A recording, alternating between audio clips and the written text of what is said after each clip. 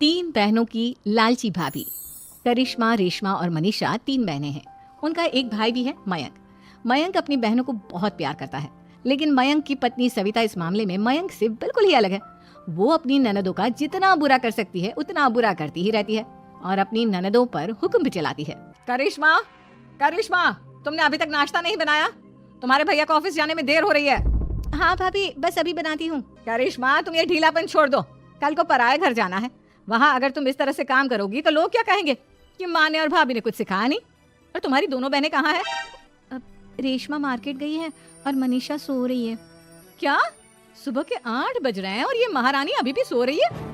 ये कहते हुए सविता अपनी सास दुर्गा देवी के पास जाती है। माँ जी, देख रही हो अपनी बेटियों के तौर तरीके? क्या हुआ बहू, सुबह सुबह क्या कर दिया मेरी बेटियों ने? अरे एक तो अभी अभी उठकर किचन में गई है, दूसरी सुबह सुबह बाहर चली गई और तीसरी अभी तक सो रही है। क्या करूं मैं इन तीनों का, मैं तो परेशान हो गई हूँ। जा जाकर उठा उसे और रेशमा से मैं बात करती हूँ। सविता सीधा मनीषा के कमरे में जाती है और उससे कहती है, महारानी जल्दी उठो, सूरज सर पर आ गया है। भाभी थोड़ी देर और सोने दो ना, मैं रात को लेट सोई थी। वो क्या ना यूनिट टेस्ट चल रहे हैं। शराफत से उठती है या नहीं, या फिर पानी की भरी बाल्टी डालूं तेरे ऊपर? नहीं नहीं भाभी, मुझे बिस्तर में नहीं नहाना, उठती हूँ मैं। मनीषा जल्दी से उठकर बाथरूम में चली जाती है। सभी आराम से बैठकर नाश्ता कर रहे होते कि तभी रेशमा बाजार से हाथ में सामान लिए आ जाती है। रेशमा को देखते ही सविता उस पर बरस पड़ती है। लो, आ गई महारानी। ऐसा भी क्या सामान लाना था जो सुबह आंख मलते ही बाजार की तरफ रवाना हो गई? भाभी, कल आप ही तो चीख रही थी कि घर का सारा सामान मुझे ही लाना पड़ता है, घर में किसी को भी किसी काम से कोई लेना देना नहीं है। अब मैं बाजार जाकर सामान ले आई तो आपको इस बात से भी तकलीफ हो रही है? देख रही हो माँ जी, अपनी बेटी की जुबान कैंची से भी तेज चलती है। और मयंक, आप तो कुछ कहेंगे नहीं अपनी लाडली बहन को। रेशमा, अपनी भाभी से ऐसे बात नहीं करते। चलो माफी मांगो। भैया, मैं क्यों माफी मांगू? आप भाभी से बोलिए ना कि हम पर कम हुक्म चलाया करे। हम इस घर की बेटियां हैं और आपकी पत्नी की ननद है, नौकरानी नहीं। लो कर लो बात। इनकी भलाई के लिए कुछ भी बोलो तो इन्हें बुरा लग जाता है। इस घर में यही इज्जत है मेरी। देख लो माँ जी, आपकी बेटी किस लहजे में मुझसे बात कर रही है। सविता वहाँ से चली जाती है। मयंक को बहुत गुस्सा आता है, वो भी वहाँ से चला जाता है। फिर करिश्मा रेशमा को समझाती है। रेशमा, तुम्हें भाभी से माफी मांग लेनी चाहिए थी ना। लेकिन दीदी, मैंने कुछ किया ही नहीं तो मैं माफी क्यों मांगू? हाँ करिश्मा दीदी, रेशमा दीदी जैसे ही घर में आई भाभी ही उन पर चिल्ला रही थी। हाँ, मैं मानती हूँ कि गलती भाभी की थी। मैं तो इसलिए बोल रही हूँ कि भाभी ने माँ को तो पूरी तरह अपने वश में कर लिया है। वो हमारी बात सुनती ही नहीं। मयंक भैया हमारे लिए हमेशा खड़े रहते हैं, इसलिए उनकी बात का मान तो तुम्हें रखना चाहिए था ना।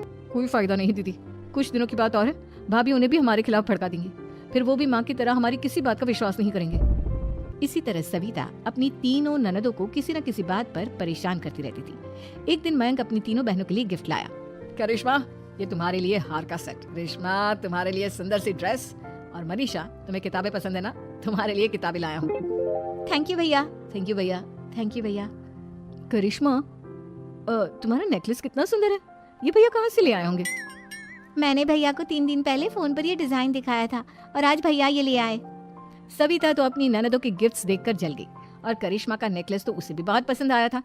अपनी बहनों के लिए कितना अच्छा नेकलेस लेकर आए हैं, मुझे कभी कोई गिफ्ट नहीं दिया। मैं आज ही ये हार चुरा लूंगी। रात में सविता करिश्मा का हार चुरा लेती है और इसी तरह उसे अपनी ननदों की जो भी चीज अच्छी लगती वो उसे मांगती नहीं, बल्कि रात के अंधेरे में चुरा लेती। इसी तरह दिन बीतते गए और सविता ने मयंक के दिल में भी उसकी बहनों के लिए नफरत पैदा कर दी। एक दिन मयंक ने करिश्मा और रेशमा के लिए रिश्ता देखा और ये बात उसने घर में सबको बताई। माँ, करिश्मा और रेशमा के लिए बहुत अच्छा रिश्ता आया है। वो लोग कल इन्हें देखने आ रहे हैं। आप और सविता मिलकर सारी तैयारी कर लेना। ये सुनकर करिश्मा और रेशमा खुश हो जाती हैं, लेकिन सविता सोचती है, अगर इन दोनों बहनों की शादी हो गई तो घर और बाहर का काम कौन करेगा? मनीषा तो 1 नंबर की कामचोर है, उससे तो किसी बात की उम्मीद लगाना ही बेकार है। मुझे इस शादी को रोकना होगा। अगले दिन सभी लड़के वालों के स्वागत की तैयारी करने में लगे होते हैं। तभी मयंक अपनी बहनों से आकर कहता है, तैयार हो गई तुम दोनों? देखो, दोनों लड़के बहुत अच्छे हैं, मैं कोई कसर नहीं छोड़ना चाहता, इसलिए तुम उनके सामने अच्छे से बिहेव करना और अपनी भाभी से लड़ने मत लग जाना। करिश्मा, तुम वो नेकलेस पहन लो ना जो मैं तुम्हारे लिए लाया था। भैया, मैं बहुत देर से वो नेकलेस ढूंढ रही हूँ लेकिन मुझे मिल ही नहीं रहा। क्या? तुमने नेकलेस खो दिया? तुम्हें पता भी है वो कितना महंगा था? तुम कोई काम ढंग से नहीं कर सकती। मयंक गुस्से में वहां से चला जाता है। थोड़ी देर बाद लड़के वाले भी आ जाते हैं। वो दोनों बहनों को पसंद कर लेते हैं और रिश्ता पक्का हो जाता है। लेकिन सविता के दिमाग में तो कुछ और ही खिचड़ी पक रही थी। वो पंडित जी के पास करिश्मा की कुंडली लेकर जाती है और उन्हें पैसे देकर करिश्मा की कुंडली बदलवा देती है। जब लड़के वालों के पास करिश्मा की कुंडली जाती है तो वो दुर्गा को फोन करते हैं। बहन जी, हमने करिश्मा की कुंडली अपने पंडित जी को दिखाई थी। आपकी बेटी की कुंडली नहीं बल्कि दोषों का पिटारा है। देखिए, मैं और मेरे पति इन सब बातों में बहुत विश्वास करते हैं, इसलिए हम आपकी बेटी से अपने बेटे की शादी नहीं करा सकते। इस तरह करिश्मा का रिश्ता टूट जाता है और सभी घर वालों को बहुत दुख होता है। अब कविता सोचती है, चलो करिश्मा का तो रिश्ता टूट गया, अब रेशमा का भी रिश्ता तोड़ना है। क्या करूं क्या करूं? अब सविता आवाज बदलकर किसी अननोन नंबर से रेशमा के होने वाले ससुराल में फोन करती है।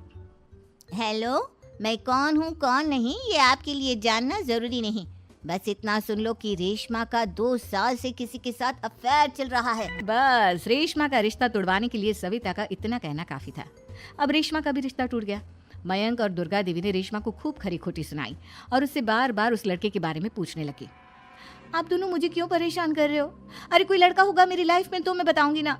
जब कोई है ही नहीं तो कहाँ से लाऊं मैं कोई लड़का? तो तेरे होने वाले ससुराल वालों को फोन किसने किया था? माँ, मैं नहीं जानती किसने फोन किया था, मैं सच कह रही हूँ। मैं तो पहले ही कह रही थी इसकी लगाम खींच कर रखो, लेकिन मेरी सुनता ही कौन है। आप चुप रहिए भाभी, ये सब आपका ही किया धरा है।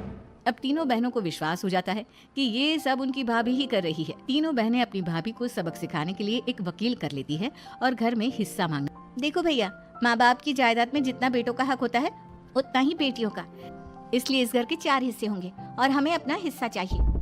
मैंने तुम्हारे लिए क्या क्या नहीं किया और तुम इस घर में हिस्सा मांग रही हो? भैया, आप और माँ हम बहनों की कोई बात नहीं सुनते हो और भाभी हमारी शादी नहीं होने देगी क्योंकि उन्हें लगता है कि आप हमारी शादी में ज्यादा पैसा लगाओगे और उन्हें हम जैसी फ्री की नौकरानी कहाँ मिलेगी। तो हम भाभी के साथ तो रह नहीं सकते, हम बहनों को अपना हिस्सा चाहिए। अरे तुम्हें शर्म आनी चाहिए अपनी भाभी पर ऐसा इल्जाम लगाते हुए। वो तुम्हारे बारे में कितना सोचती है। हाँ माँ, भाभी हमारे बारे में बहुत सोचती है। दिन रात बस यही सोचती रहती है कि किस तरह से अपनी तीनों ननदों को परेशान करूं और कभी मुझे पढ़ने भी नहीं देती। दोनों बहनों का रिश्ता भी तो इन्होंने ही तोड़वाया है और रात में हमारे कमरे में आकर हमारी चीजें भी चुराती हैं। इसी तरह सविता की तीनों ननदें अपनी बात पर अड़ी रही। अब कोर्ट में तारीख भी शुरू हो गई। जब सविता को लगा कि उसकी तीनों ननद इतनी आसानी से नहीं मानने वाली, तो उसने अपने पति और सास को सारी सच्चाई बता दी और अपनी तीनों ननद से माफी मांगी। मयंक और दुर्गा को भी अपनी गलती का एहसास हो गया।